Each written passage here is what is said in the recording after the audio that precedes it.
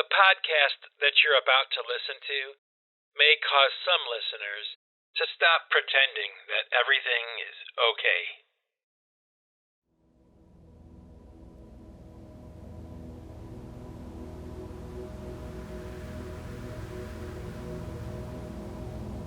Well, hey there, happy innovators. How are you all doing today? I hope that you're doing well. I'm doing pretty good. I found this restaurant in Massachusetts. It's a Mexican restaurant, and their food is absolutely delicious, okay? Now, I love Mexican food, and there was a time when I was younger when I didn't really like it that much. I can't imagine that now, but it's true. And, eventually I caught on to how absolutely delicious Mexican food is. And I particularly like to eat fajitas, Oh man, I just can't get enough of that stuff.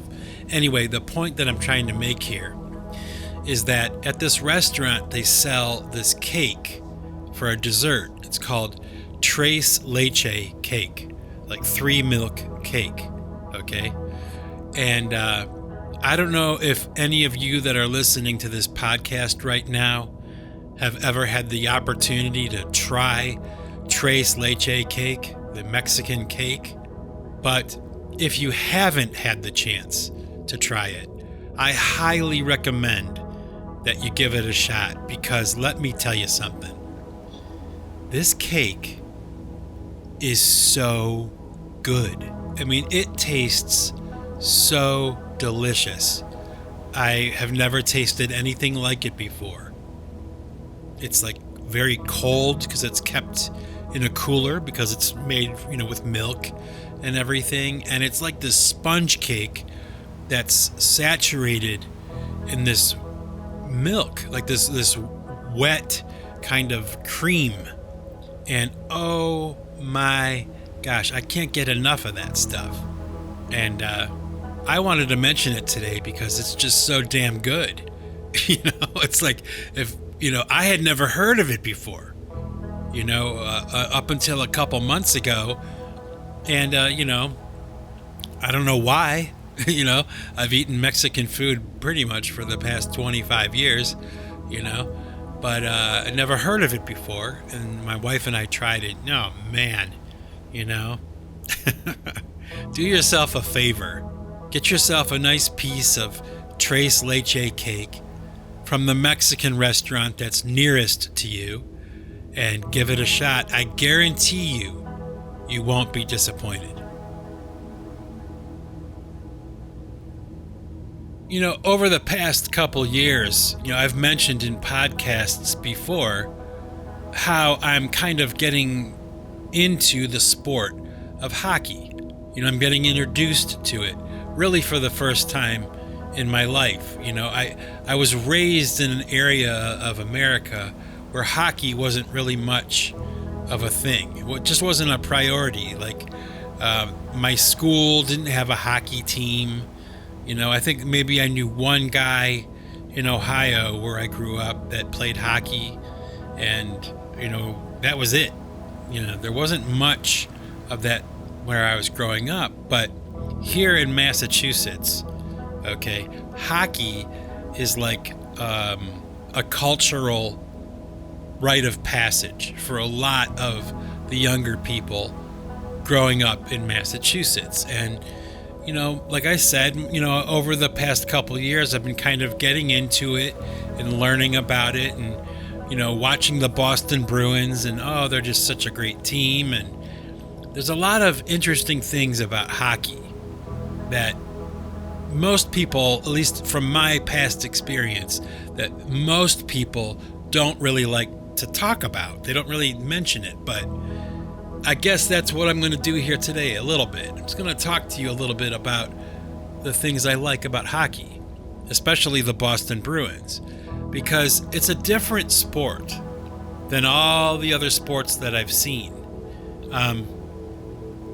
It requires so many different skill sets in order to perform at a high level in that sport.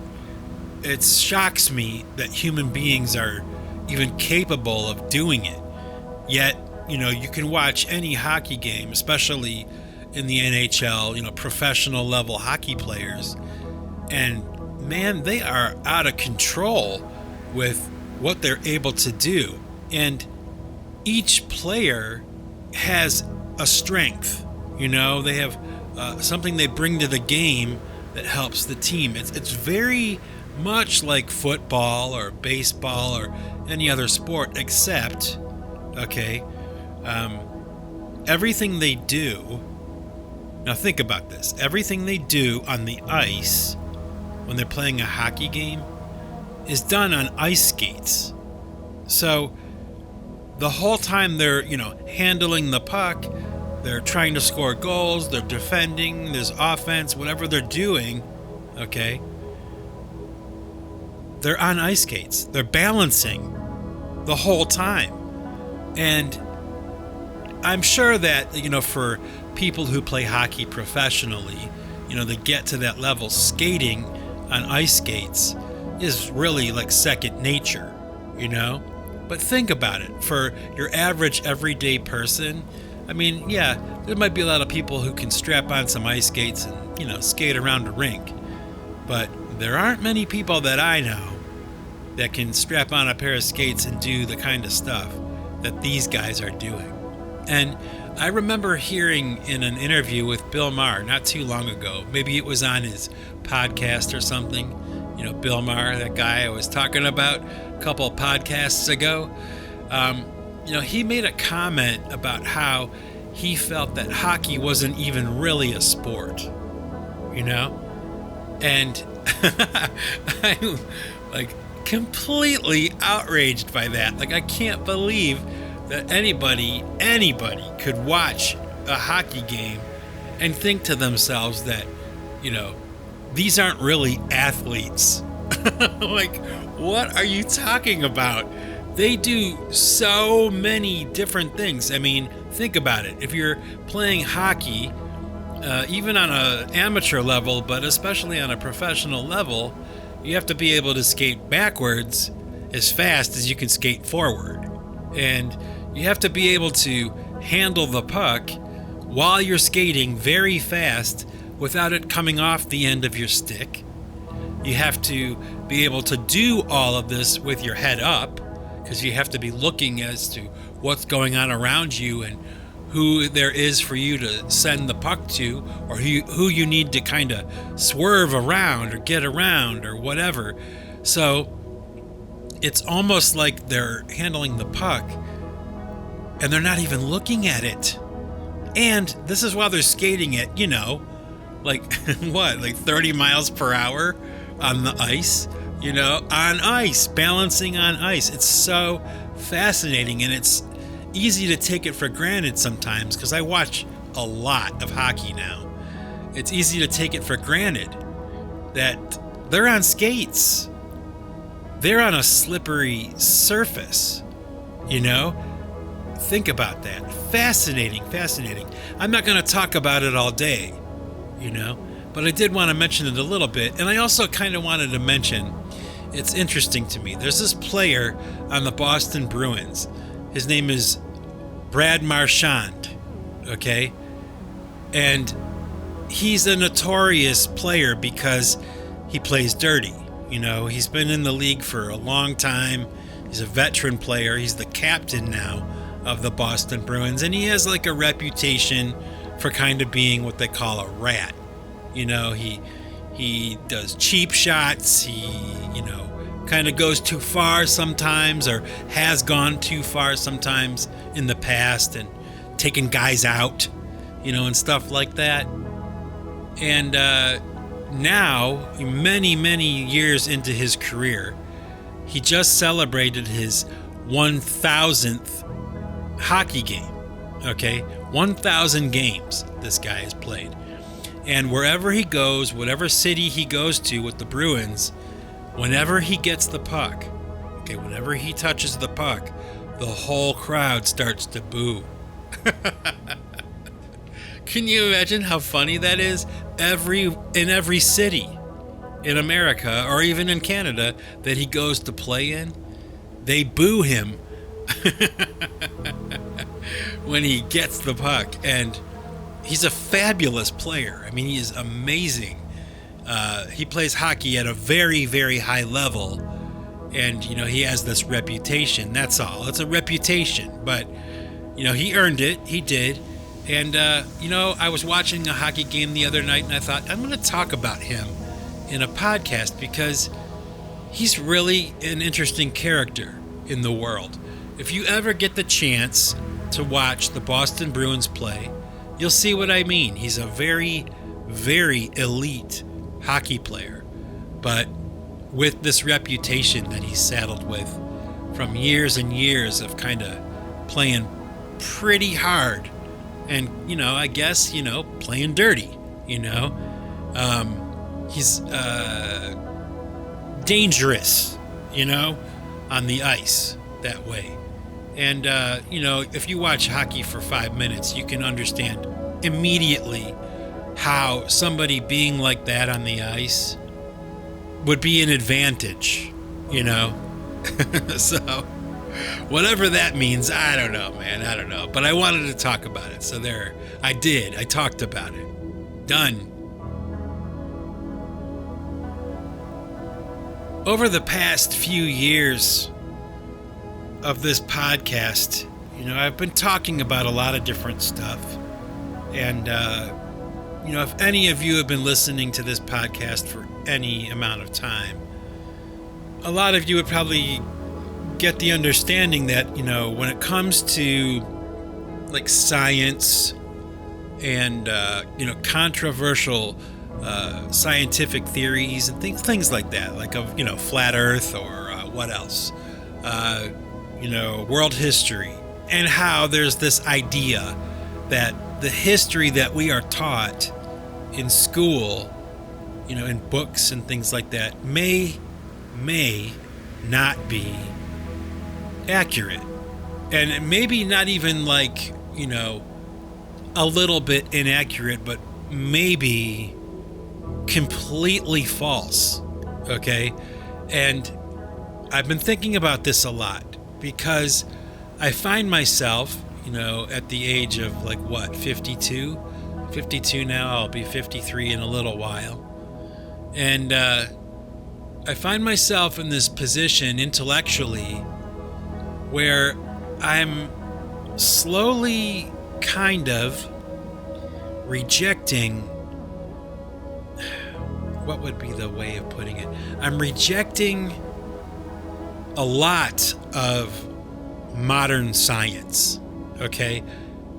And I'm not alone, okay? There's a large group of people walking around out there that are kind of thinking along the same lines that I am, with the advantage of having the internet, for whatever that's worth these days, being able to communicate ideas freely, at least for the most part. I mean, there's some bullshit going on with that, there's no denying it, but for all of its flaws, at least the internet right now at this time has, some kernels of truth that you can discover and stumble upon. They may be hard to find, but you can find them. And, what am I talking about here? Well, I'll give you an example, okay? There's this guy named Ray Kurzweil. I've known about him for years. I mean, for probably 20 or 30 years, I've known about him. He's a scientist, and he is an inventor. He's a musician, and he was like one of the tech guys that brought, software to the world that could talk, like from printed words. You could scan words in, and it would actually speak the words that you just scanned in. And I learned about him from my wife, actually, because as you know, she's an educator, and this software and these things that he was developing back in the day were being used in schools. And my wife had to know how to use this software called Kurzweil. She had to know it. and she brought it home, and I learned how to use it. So if you go back to, there's this video that I made so long ago now. I've talked about it before. It was called the Singularity. That's what I called it.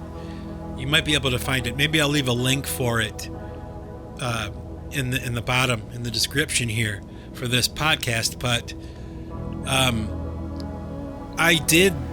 used Kurzweil software on that video, and you get this weird kind of robot voice, and it's, I love that kind of stuff. So, man, I was all over that, and that was a long time ago now. Okay. And, over the years, kind of every once in a while, hearing about Ray Kurzweil, hearing about what he was doing, he was all about this thing called the Singularity, where, the machines would be smarter than people, the robots would be smarter than people. And I know my podcast is called the Singularity Podcast, but it's not because of Ray Kurzweil, and it's not because of this singularity, this moment in the future, like this event horizon where the computer will surpass the human. That's not what this is about. The Singularity Podcast, the name, comes from the idea of one, I'm the only person here doing this right now. There's one person who makes the Singularity Podcast, one singular person, and that person is me. And also, too, when you look up the definition of the word singularity, it doesn't mean there's some event horizon in the future where the robots take over. That's not really what the original meaning was. A singularity is a place or a zone where anything is possible, where anything can happen. And, that's why I call this podcast the Singularity Podcast, because I can talk about anything I want to talk about. There's not like one specific theme or one specific topic that I'm always talking about, right? It's wide open. I pick up the microphone and I just start talking, So, hence the Singularity Podcast. Anyway, back to Ray Kurzweil and his version of the Singularity. I was watching him doing an interview with Joe Rogan. And while watching this interview, Joe Rogan is asking all kinds of really hard questions to this guy. Basically, moral questions about the morality and the responsibility of handing to the world this technology. And, have you thought about the bad consequences that might come about from this idea? And it was really strange to me. This guy, Ray Kurzweil, was so reluctant to answer. Like he was incapable of processing these questions, these moral questions about, we know you can do this thing. You can create this thing, but should you create it? Or if you are going to do that, should there be some kind of governor, some kind of bumper that you build into it that would stop it from, becoming Skynet and like taking over the world and killing all of humanity, And this Ray Kurzweil, this, highly intelligent, well-credentialed man who's invented many, many amazing things, with electronics and things that have helped people, okay? He's like incapable of considering the downside of what he's creating, And I thought, as I'm watching this, and, honestly, as I've watched him over the years, so it's been a long time since I've been tuned into Ray Kurzweil, I've learned a little bit about him. He's an interesting character, but he's also a tragic character, in my opinion, because basically this race that he's in to make this technology that will surpass the humans and stuff, is basically an attempt to outrun his own death. Like, this guy is afraid to die. He doesn't want to die. So he's trying to make a machine, and I'm not kidding here. Okay, this is real. He's trying to make a machine that he can upload his consciousness to and continue to live forever.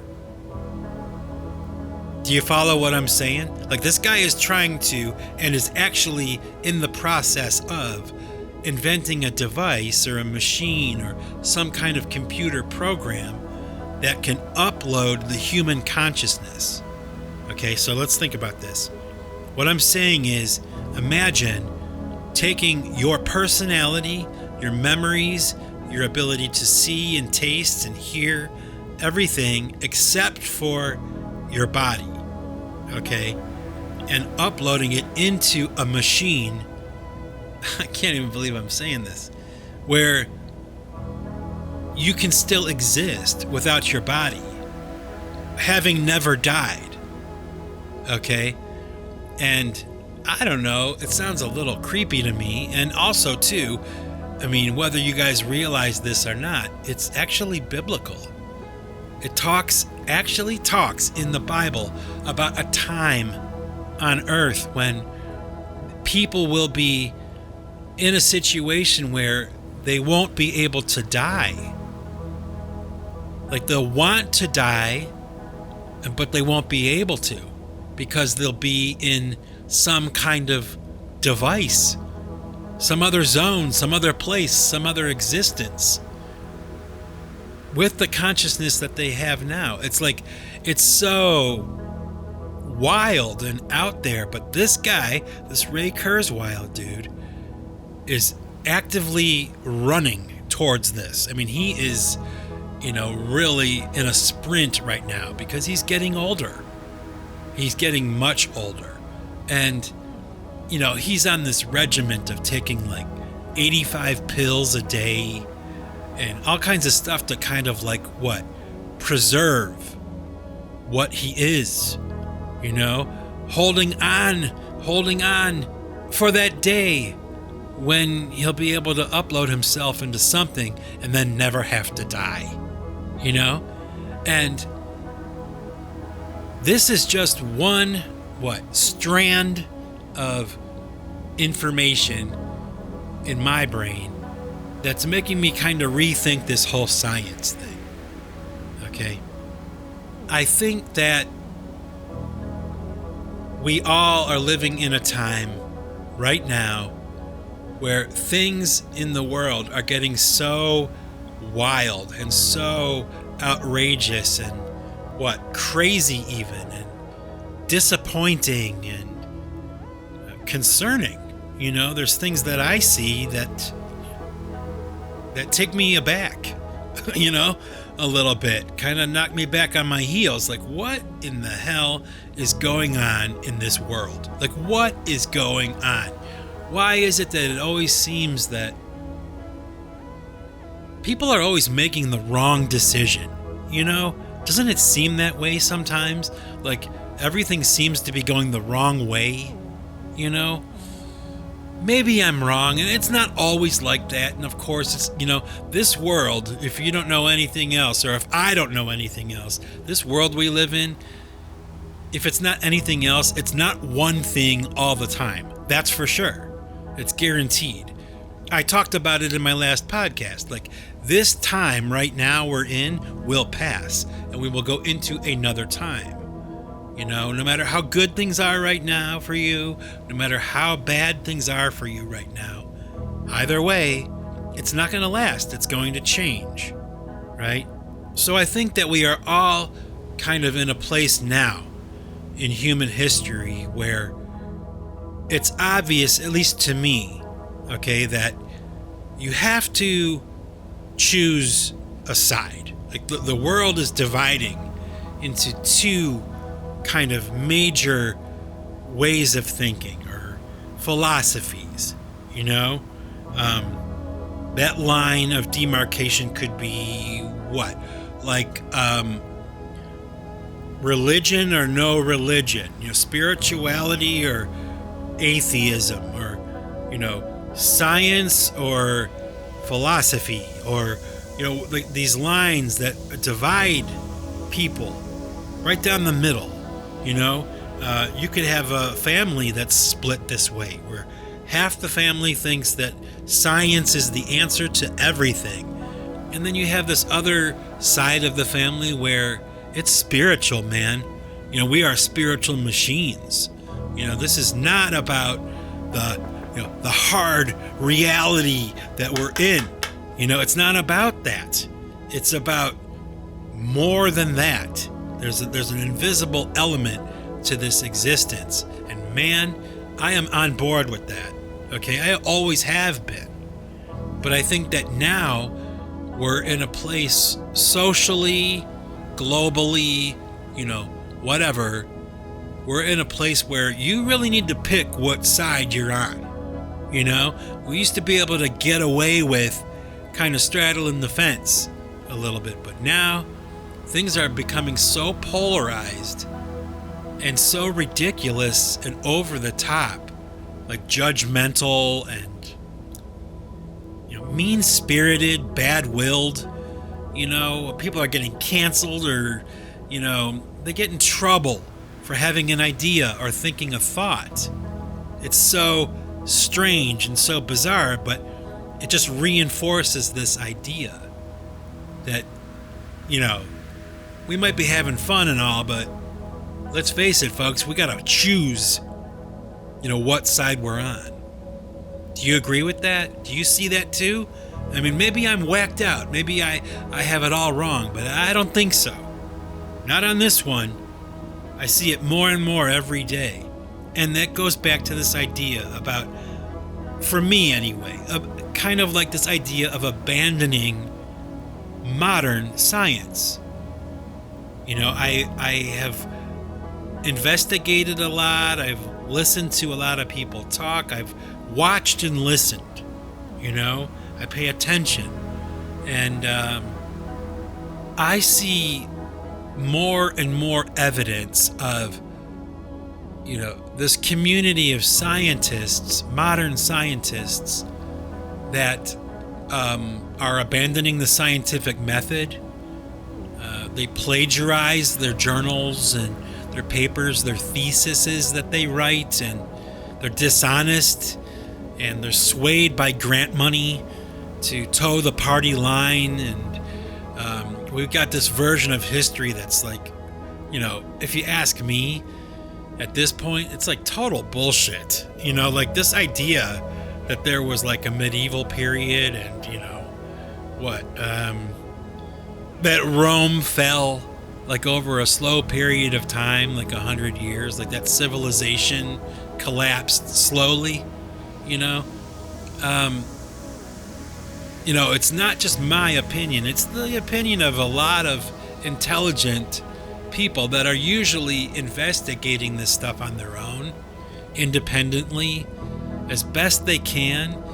And, I've talked about it before, the mud flood and Antiquitech, this idea of these old structures that are in every single city all over the world that are made out of pure marble, and, they're gilded and beautiful and incredible pieces of architecture. And like I said, in every city, you can go into your own town, wherever you are listening to this podcast, go downtown in the place that you are, and you will see somewhere in the landscape one of these structures that I'm talking about. They're everywhere, okay? And, if any of you listening to this have ever done any kind of research, like on mud flood, if you've watched the John Levy videos, or Understanding Conspiracy videos, or Conspiracy Are Us, these, what would they be called? Like off the wall, niche kind of YouTube channels, they're getting a lot of traction, and the reason that those channels, those conspiracy theory guys are getting a lot of traction is because a lot of the stuff they're talking about isn't conspiracy. It's like, it's reality. It's in front of you. You can see it. You don't need somebody to explain it to you. You can see it with your own eyes. You don't have to have a special, college degree to understand what you're looking at. So, and the list of those kinds of things, those scientific things that I find myself, slowly abandoning almost completely now. I still like a doctor that knows what they're doing, and I still like a dentist that, has modern, pain numbing equipment and things like that. We live in a great time. We have antibiotics, they work. It's not that kind of science that I'm willing to deny.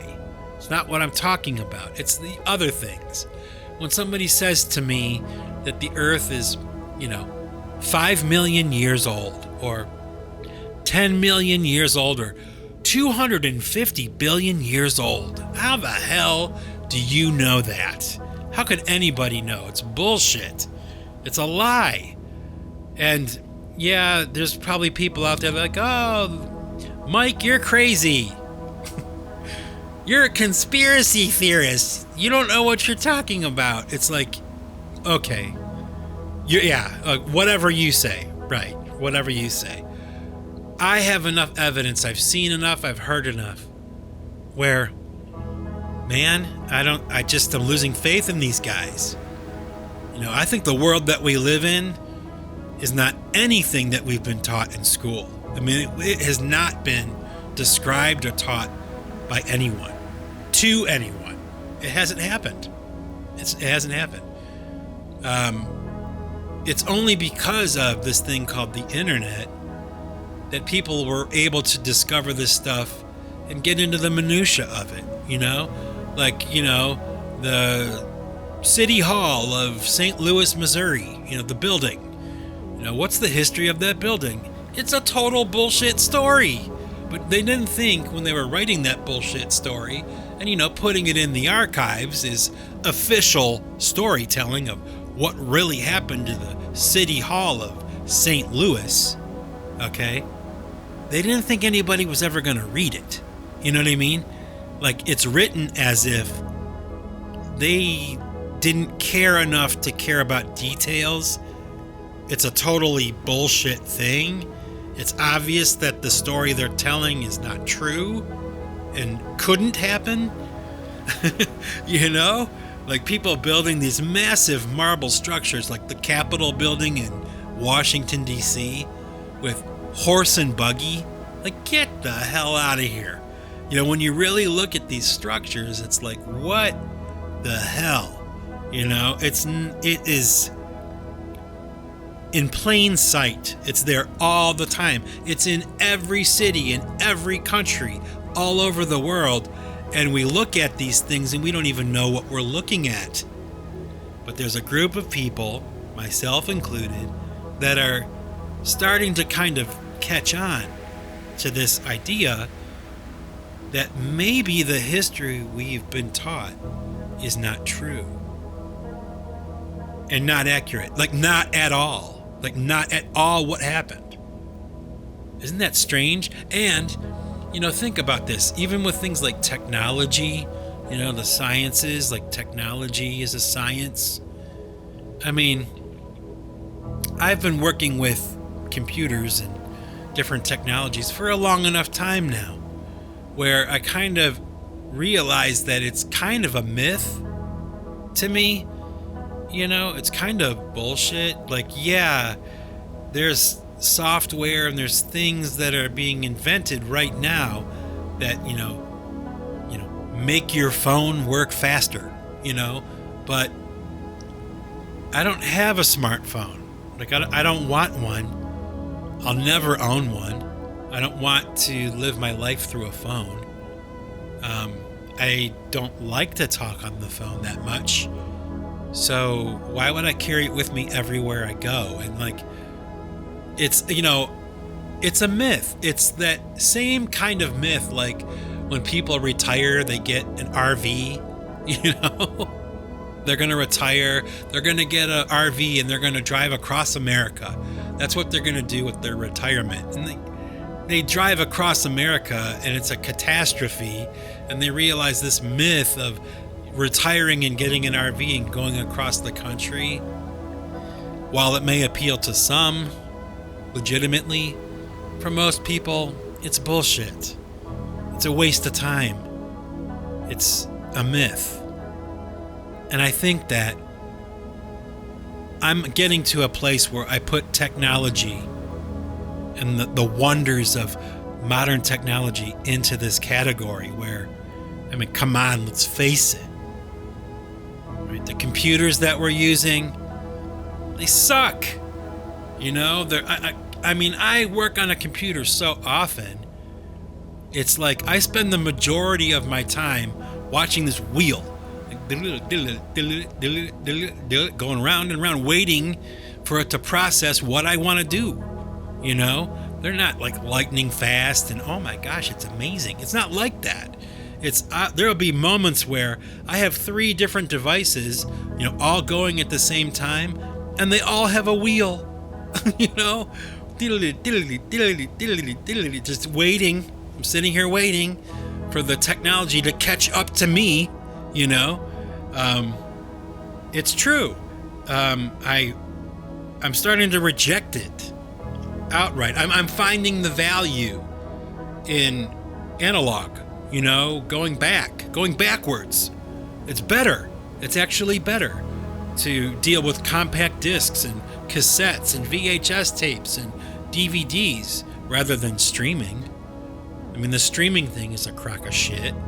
You know, it's a catastrophe. You spend all this money buying a movie you want to watch, and then in the future, at any point in the future, what is it, Netflix or something, they can decide to just like not have that movie available anymore. And you're like, hey, wait, I paid for that. I own that. I wanted to watch it again, and now I can't find it. I can't watch it. You would have been better off buying a DVD, right? It brings me back to this idea that I wanted to talk about today of, I don't know, maybe like Luddite culture. I'm not even sure what it would be called because it's a very small group of people right now. But I'm paying attention to this, and let me tell you, it's growing, okay? There are a lot of people that are starting to think the same way that I'm talking right now. They're rejecting a lot of these modern conveniences or technological conveniences that are really a myth anyway. They're not really all they're cracked up to be. They usually fail, you know, they don't achieve what they're supposed to achieve. Planned obsolescence, where the device you bought only lasts for a couple years because it's designed to fail. It's designed to work for 2 years and then break. So you have to go out and buy a new one. I did a whole podcast a long time ago on planned obsolescence. Okay, so that just reinforces this idea that I'm trying to express here.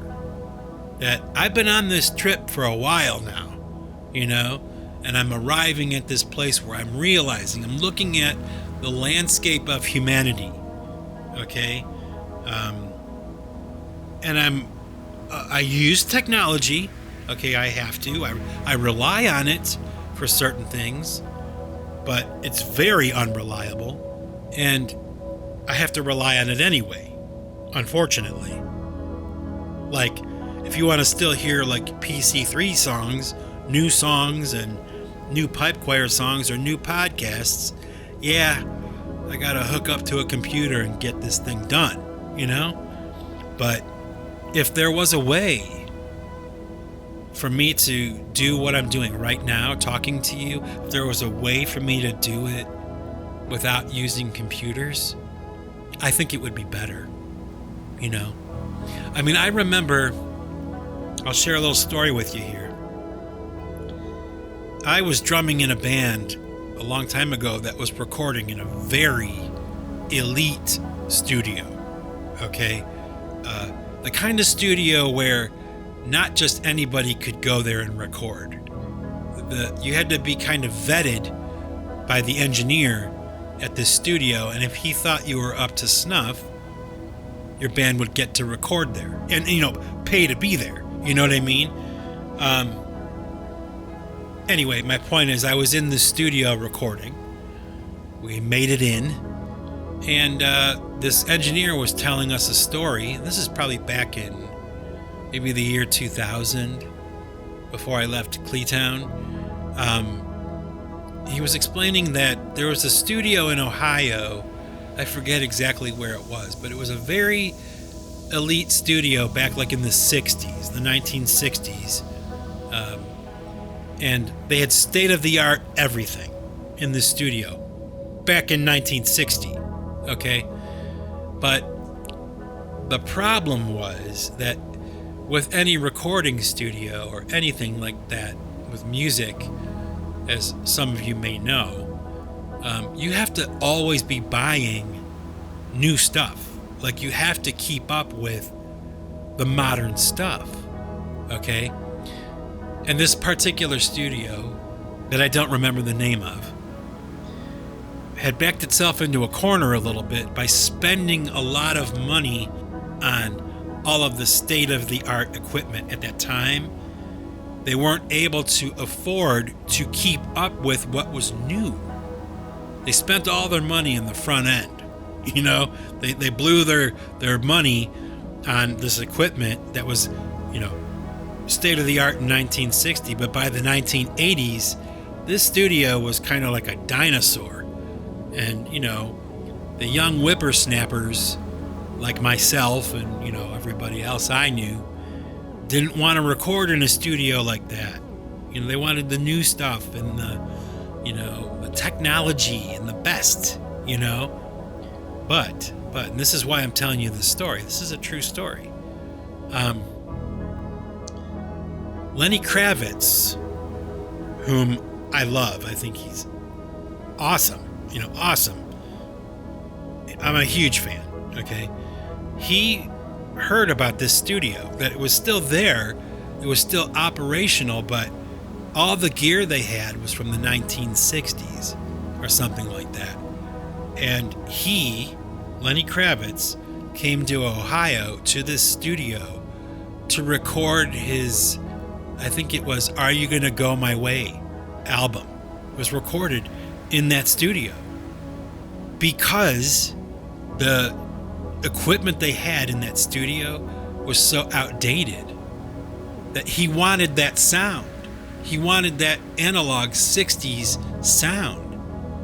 And I always remembered that story. Like, how unusual. What an interesting thing to hear, that somebody would want to revert back.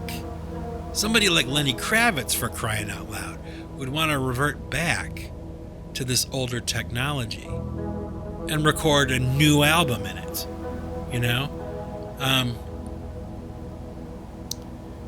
and it goes along the lines of what I'm talking about here,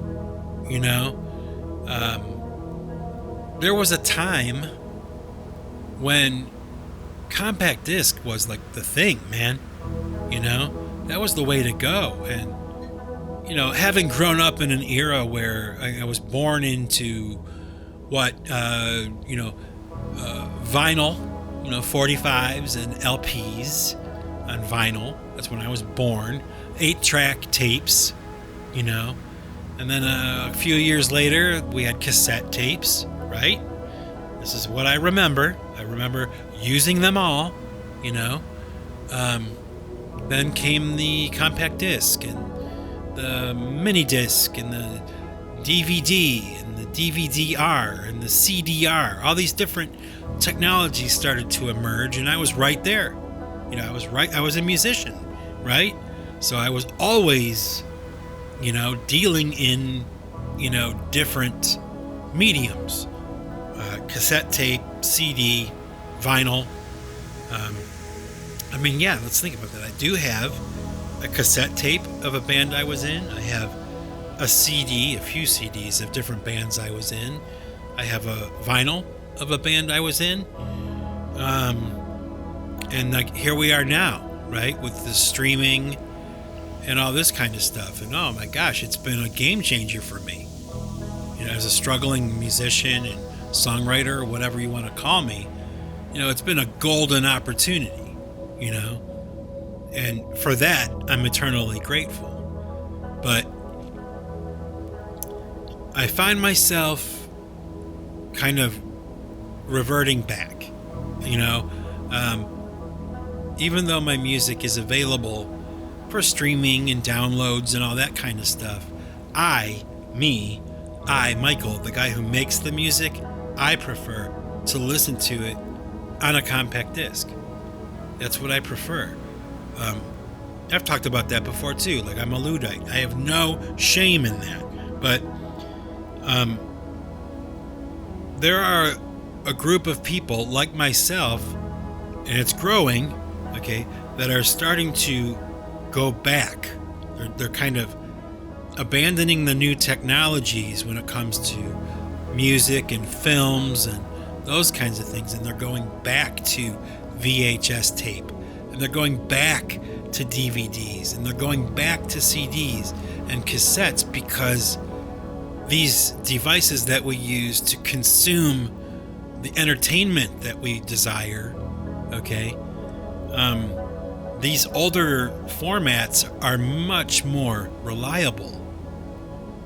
And as strange as that sounds, there's this growing group of people that are realizing that now. That this idea that new is better is kind of bullshit. And, the real reliable format for music and film and even books, right? Books. And a book, paper book, a book, right?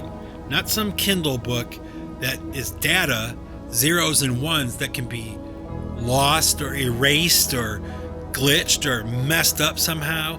If you have a book, it's a book. You hold it in your hands. It's got the same information you'd get on a Kindle book, but it's in your hands. It's a tactile thing. It has a smell. It has pages that don't disappear, because somebody unplugged something, It's a much more reliable format for somebody who likes to read. And you know what? Having sold books for a long time, I did that as a business a long time ago. Did really well with it too. There will always be people that want books. They do not want the Kindle version. They don't want to read it on their phone. They want a book. Those are people that love books. What are they? Bibliophiles, right? But I'm kind of like that. I mean, how many times have you guys heard me grab my dictionary?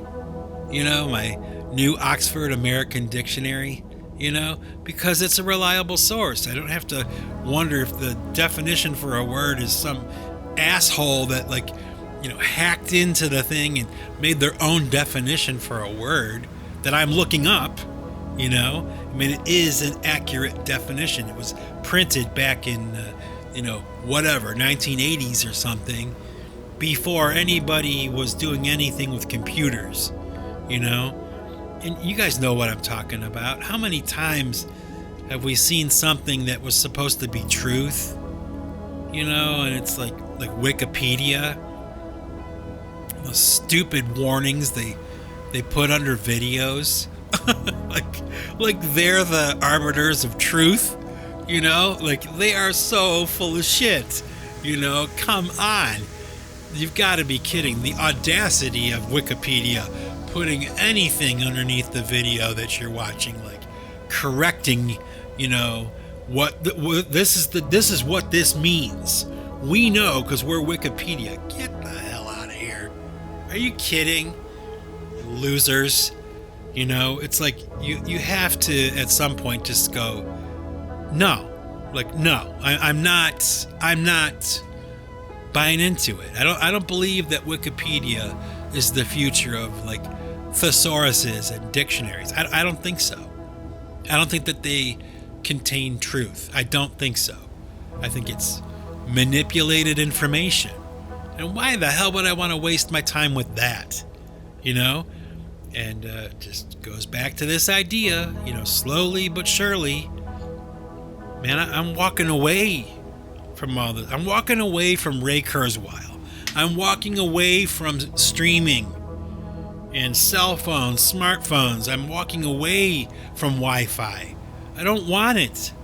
I don't need it. I would rather watch something on a DVD. I would rather consume information from a more reliable source. I don't want to waste my time.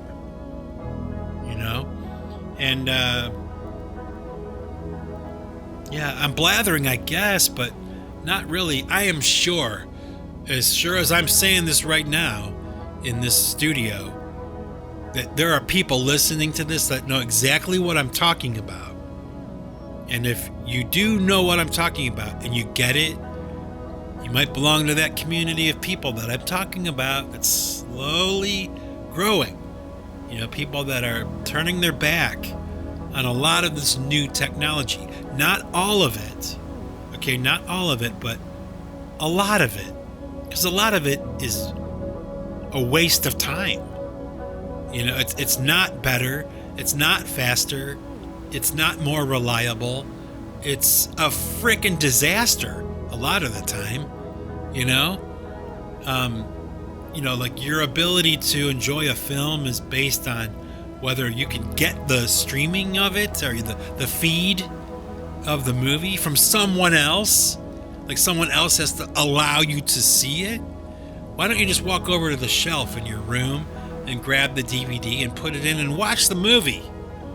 You know, it's not worse than streaming. It's not a lower quality. It's the same damn thing, but you have more control. I guess that's it. You'd have more control. And, you know, what I'm talking about here, it's not just with entertainment and, you know, AI, singularity, technology, robots and all that. It's not all about that either. It's much broader than that. I guess that the conclusion that I'm coming to here, what I'm really trying to say is that I'm losing faith in a lot of these newer things. That's all I'm trying to say.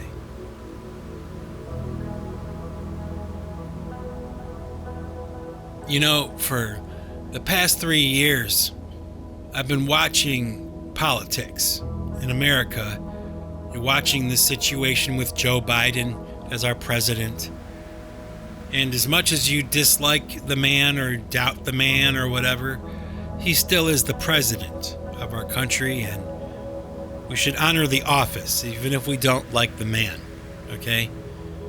But for the past 3 years, I've been watching this guy, and I'm thinking to myself, how in the hell did somebody who's so mentally feeble get elected as president of the United States? Like, it doesn't make any sense. Like, cognitively, this guy, I don't know, like, what is going on there, you know? I asked myself that question, and for 3 years, I watch him, and I'm like, what the hell is going on there? Like, how could he be president? Like, how is he able to be president? You know, he can't even walk up a flight of stairs without falling down. You know, what is going on here? And you know, I think I kind of know what might be going on. And I don't want to be talking about politics too much. That's why I stuck this at the end of the podcast, but I did want to drop this little nugget in there for you. Okay? I don't know how old you are, whoever's listening to this podcast, but I was born in like 1971, and I remember when Ronald Reagan was president. I was old enough to remember him, and when he was elected and all that, everything. I remember it all. And I remember the Iran-Contra scandal, you know, with Oliver North and all that. And I was a kid, so I didn't really care too much about it. But, you know, I got the idea that, you know, what was going on was some pretty shady stuff and whatever. And, you know, they put Ronald Reagan in the hot seat, you know. They're asking him questions about this crime that had been going on his watch, that, you know, he must have had some knowledge of, or he must have had a hand in somehow. How could he be president and not know that these things were going on? And Ronald Reagan answered almost every single question, okay, with, I don't recall. Like, Mr. Reagan, do you remember blah, blah, blah, when this happened on this date with this person and there was a meeting and this took place? And he'd go, I don't recall. And that was all he had to say. And of course, as it turns out, Ronald Reagan, in fact, did have Alzheimer's disease, which, affects your ability to remember things. So it was plausible. It made sense. It wasn't just an opportunity for him to skirt the issue. He had Alzheimer's. He didn't remember. Off the hook. No problem, right? So I'm sitting there watching Joe Biden, and I'm thinking, like I said, like, how in the hell is this guy able to be in the position that he's in? Like, who is allowing that? It's almost like elderly abuse. I mean, I'm not kidding, And then it occurred to me that they put a guy in place in the Oval Office that doesn't have any memory. He can't remember anything. Get it? Mr. Biden, did this happen? Did this happen? Was this person there? Did they say this and do this? Was this crime committed? And all he has to say is, I don't remember. And who's going to go, oh, bullshit, he remembers. He's lying. No, it's plausible deniability. Come on. How can you argue that? Yes, you do. You do remember. No, I don't. I don't remember. Think about that. Great strategy. And if it's true, if it really is working out that way, like the rumors are that, Obama is really running things still, and it's this back and forth between Obama and Trump, Darth Vader and Luke Skywalker, I don't know if it's really that way, but if it were, as conspiratorial as it sounds, or as outrageous as it sounds, wouldn't it make sense that they would put somebody in charge that really doesn't remember, who is incapable of getting into trouble because he doesn't remember anything? Think about it. It makes sense. It's actually a pretty good strategy, and it's really kind of like the Republicans, okay, let's say, getting a taste of their own medicine, because Ronald Reagan did the same thing, 20 years ago. He's like, I don't remember. All these things happened, Mr. Reagan. All these crazy, wrong, morally repulsive things happened on your watch. What do you have to say for yourself? I don't remember a damn thing. Think about it. And that's where Joe Biden, President Biden, I like to call him Joe Biddy. It's like, I don't know. Maybe it's a little disrespectful, but I don't know. President Biden, President Joseph Biden, he when this whole thing comes down, if there's any kind of trouble in the future, a document is found or an email was sent and somebody's getting busted because they did a thing and it was a crime. It was like political crime, he won't remember. Like, that's all. Story over. That's it. Mr. Biden, what happened? I don't know. I don't know. I don't know what you're talking about. Talking into his shoe, holding it like a phone. He doesn't even know where the hell he is. You know what I mean? How's he going to tell you what happened back in, 2020? He doesn't remember. He's got dementia. That's a serious thing. Why is he president? How is he able to function? Oh, I don't know. What do they say? Oh, everything's fine. He's very sharp. He's very sharp and he's doing better than ever. It's like, really? you're kidding, right? I mean, you see the shape of things and how things are going, and you still think that everything's hunky-dory with President Biden and America and how things are right now. No, it's awful. It's awful. I don't even know what to say other than, back to my original point. It's a great place to end this podcast, that you have to choose, folks. All of us, me, you, everybody, we have to really kind of decide. The situation in the world, in our countries, respectively, each one of our countries, our cities, whatever, the moral questions, the big questions, the spiritual questions, the questions about technology and science in the future and where we're headed and, are we going the wrong way? You have to make a decision now about what side you are on all of this. And, I have to make that decision too. And I hate that, but I do. I have to make a decision about where I stand and how I feel about things. And, I'm in the middle, but even somebody like me, I'm going to have to make a decision. I'm going to have to choose a side to be on in this whole thing. And I'm not telling you what side I'm choosing, but you shouldn't tell me what side you're choosing either. Keep that to yourself. Keep that private. I will too. So anyway, my happy innovators, peace, love, and Melba toast. And remember, folks, if you want to keep what you've got to give it away. Take it easy, everybody.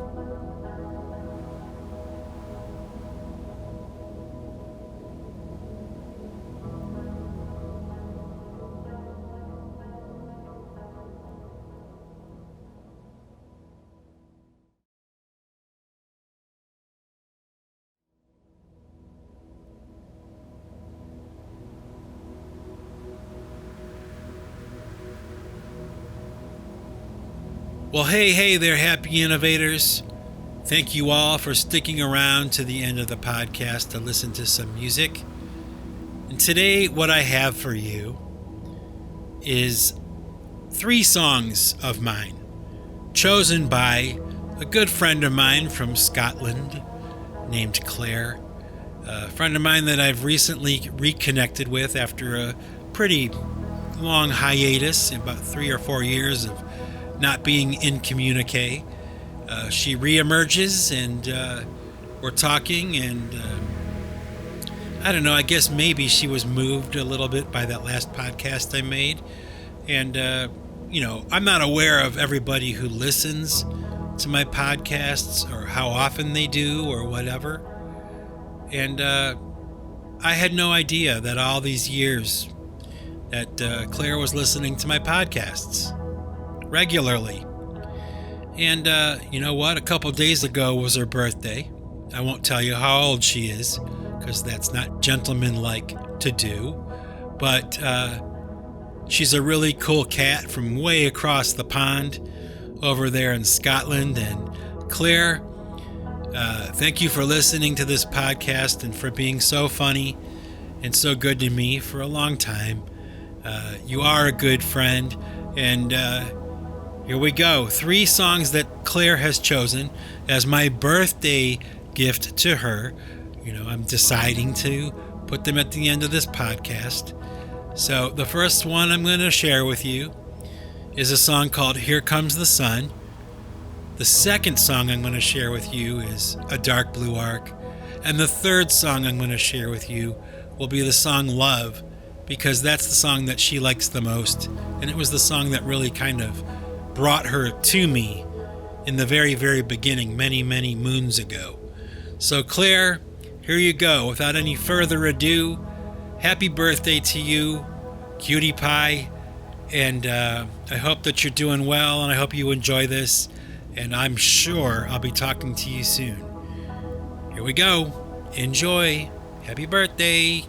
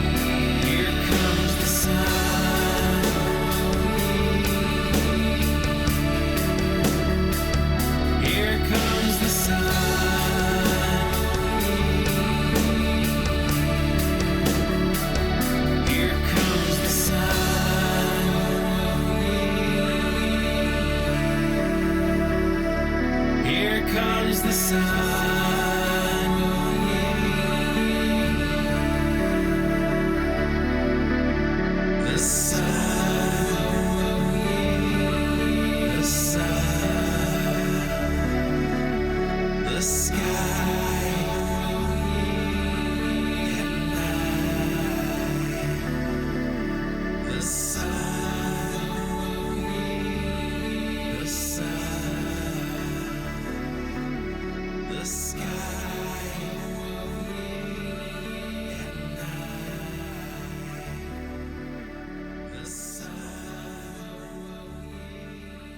the sun.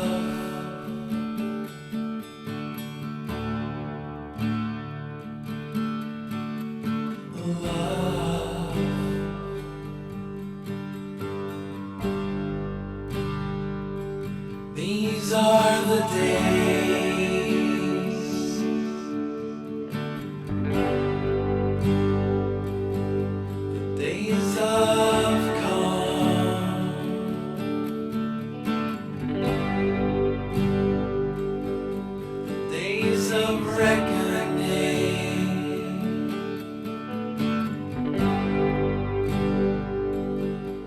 Days of songs.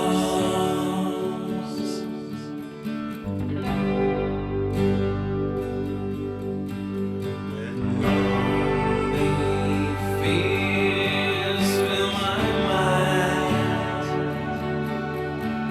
and lonely tears fill my eyes, and lonely fears fill my heart.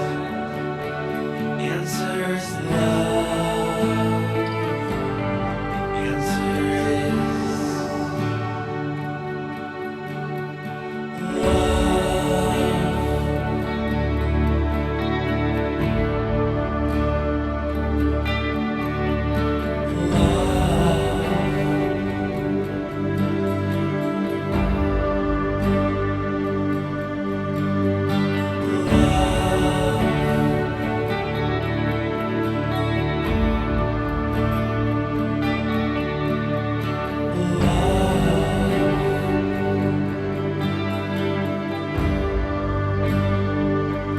these are the days.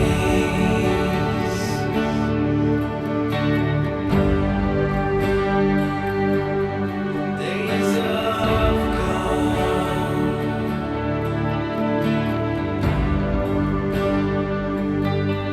Days of questioning.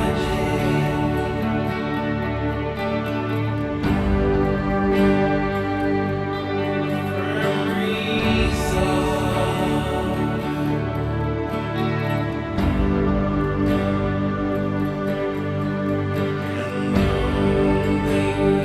Fears fill my mind, lonely tears fill my eyes, lonely fears fill my heart. Answers love. Answer is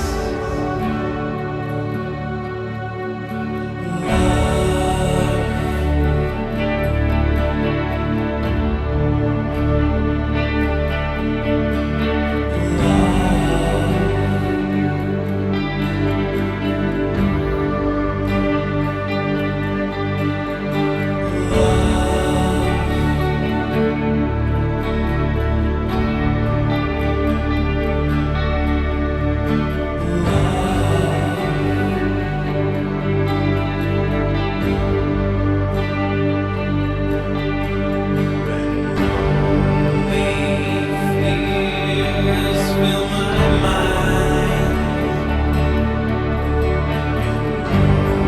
lonely tears fill my eyes, lonely fears fill my heart. Answers love. Answer is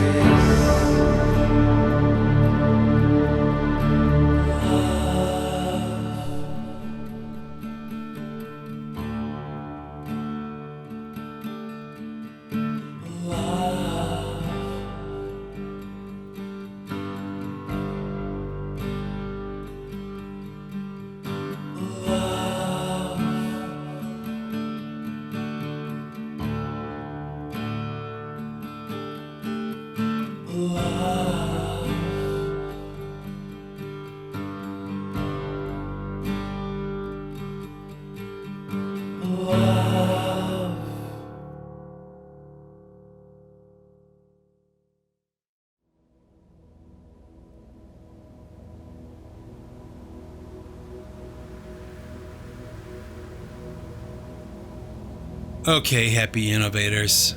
I bet you thought that was the end of this podcast, right?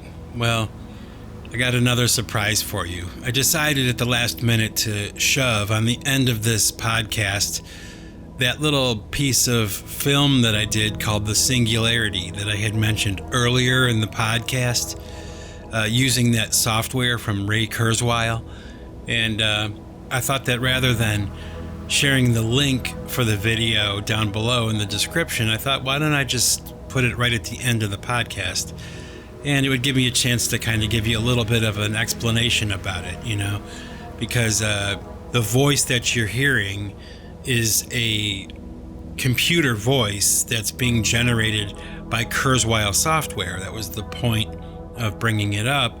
And, it was like basically you type some words out and this software would read what you typed. So it was used for people that couldn't read, or all kinds of uses, which is probably something I should do a podcast on. It's called Universal Design, where there are things that are made for people that are handicapped, but they actually benefit everybody, like the ramps when you're going into a building instead of stairs. Some people prefer to walk up a ramp rather than stairs. But anyway, back to what I was saying. This video that I'm going to share with you here is very short. And it was like, at a time when I was really trying to figure out how to make videos and, how to make something, for YouTube or a video, and playing around with editing and learning all that stuff really for the first time. And, making stuff that was just weird, that was art. And this is one of those things. So you'll hear this robot voice talking about pipe choir, and as like a group, like pipe choir is a group of people. And that's because I was always kind of playing around with that idea of something like the Band of Bots. And this is one of those things where I just made it for fun, like a learning experience, and I put it up online. And this video just went crazy.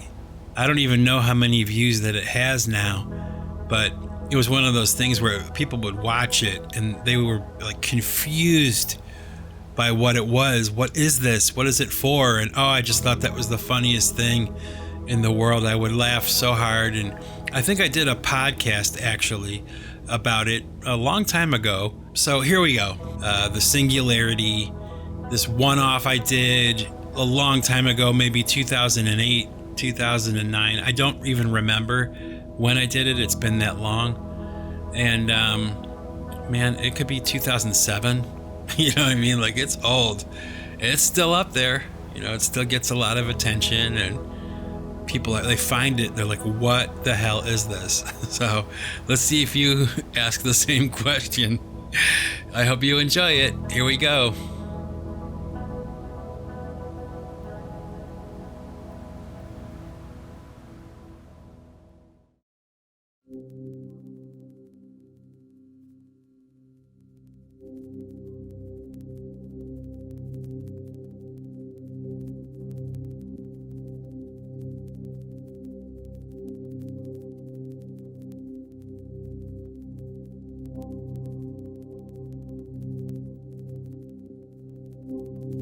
Hello and welcome. My name is the Singularity.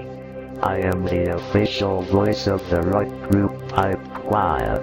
The members of the group thought that it might be useful to you, the listener, and possibly even a bit entertaining to give you a brief explanation of the band's existence, and some small pieces of information regarding the band, its origins, and the future plans of the group.